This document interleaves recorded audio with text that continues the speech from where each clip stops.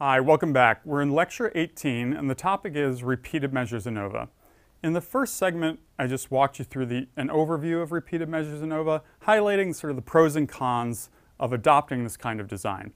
Now let's walk through a full example.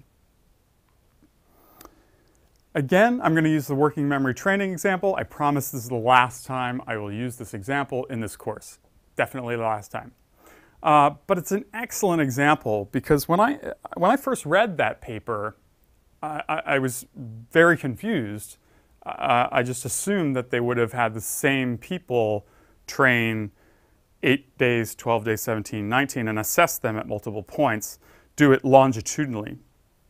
Would have been much more powerful. And there have been people who've done that subsequently. So if you remember the original one, there were 4 different groups. There were 20 per group, so that gave 80 subjects. But now let's think of it as repeated measures. We only need 20 subjects. This exact experiment hasn't been done, but we simulated some data just to analyze and show here. So we simulated some data in R, and here are the results. We made it up just to mimic the results from the between groups design. But you'll notice one big difference here is we've plotted it as a line graph instead of a bar plot. And the reason for that is it's the same subjects across the 4 conditions. So it's sort of accustomed to use a line graph to demonstrate that the same people are measured longitudinally. That is, you're measuring growth within individuals, not across separate groups represented by separate bars. It's a little bit of a tedious point, but I think it's nice to illustrate that graphically and adhere to that standard. So there's one sort of quirky thing about R that I want to highlight right away. In almost any other software package, and it's just sort of a rule in data structures, is there's typically 1 row per person or per entity.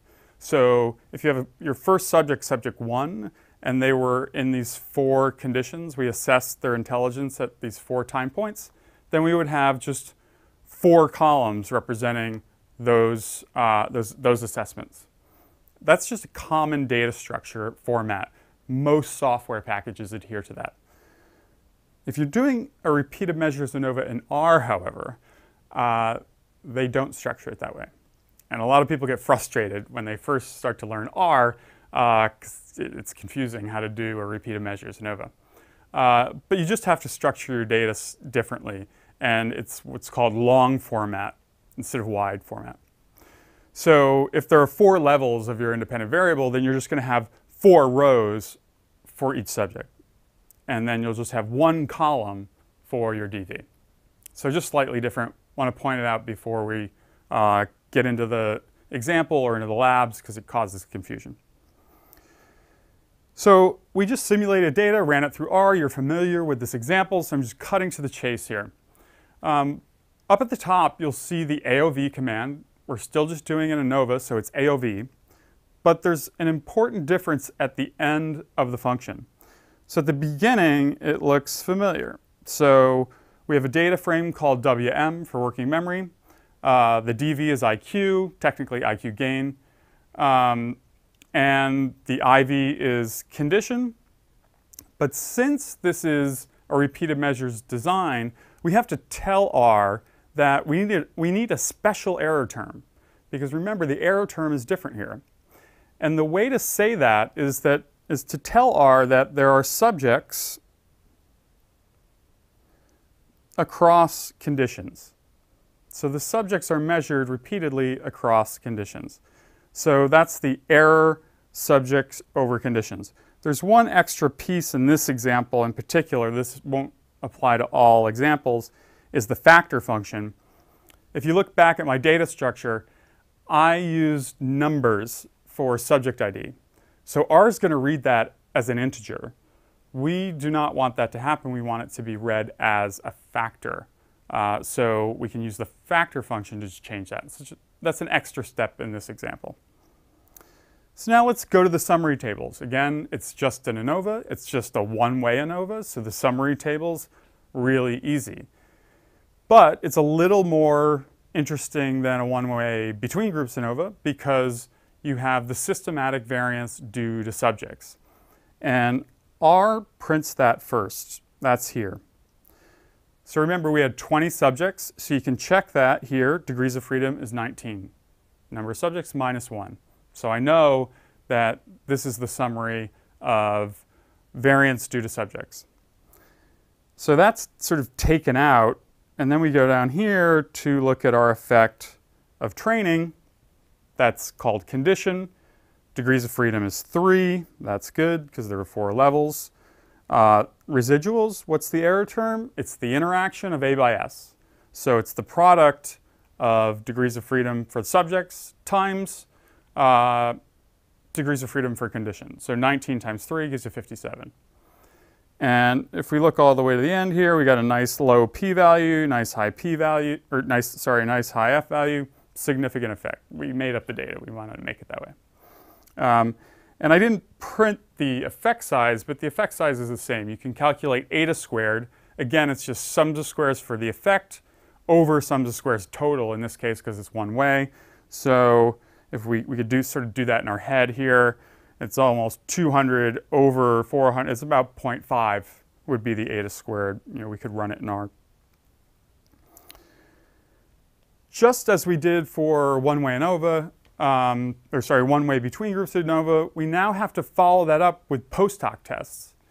And the procedures that are available to you, again, there are many, and they're different from the ones that are used in between groups ANOVA. Why would that be the case?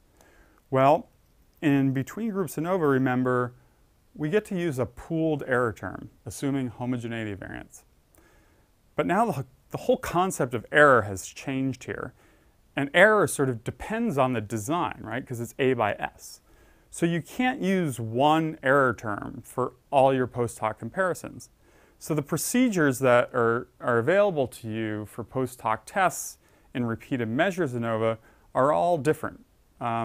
It's the same logic. They all just adjust for multiple comparisons so that we don't have this inflation of probability of type 1 error. But you'll see different names for them. So the default procedure in R is interesting because it's not that familiar to me. It's called the home procedure. And there's this nice function called with where we can just print all the pairwise comparisons in one step rather than doing them one by one. So again, we'll cover that in the next lab. But what I've done here is I just specified the data set, said we're doing pairwise t-tests on IQ with condition as the variable, and we set paired to true because this was a repeated measures design. And I don't have an argument about which type of procedure to use, again, because in R the default is home. So here they all are. It does the pairwise comparisons, and those are the p-values. Again, they're significant except for same as the between groups example. The comparison between 8 and 12, not significant, and 17, 19, not significant. But what I want to do is show you how those p-values change ever so slightly as a function of procedure. So here's that most conservative procedure, Bonferroni, that does exist here in repeated measures. Again, we use this nice nifty with function. And it's the same exact thing as I did in the last example, except now because home is the default, I want to change it using the p-adjust method argument. And there are many options. I put in Bonferroni because it's the most conservative. And then here's all the p-values. Just one more, I'm going to throw in just the paired samples t-test because we did this with the one-way between, right? So say we didn't know how to do ANOVAs, right? You didn't know how to do ANOVAs 2 weeks ago. You would just do a bunch of t-tests. If you did that, here's your p-value comparing day 12 to day 7. And here it's paired equals true. So let's compare those. The paired t-test, again, does no adjustment. It exists as if you just did that one test. So it has the lowest p-value. The home procedure is sort of like Tukey's in the between case. It's sort of in between. So it does an adjustment, but it's not as extreme as Bonferroni. Look at Bonferroni. It's almost not significant, right? It's up at 0.04 basically. So again, that's the most conservative. So that would be the range of p-values that you would get using different procedures. And again, they all just differ with respect to how they handle this inflation of type 1 error.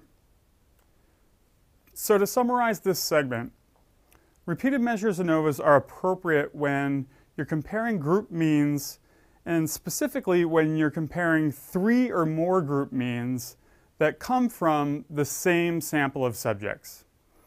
And as we covered in this lecture, there are a lot of benefits and a lot of risks involved in repeated measures designs, and you have to weigh those if you're considering doing experimental research and making a decision between a between groups design and a repeated measures design.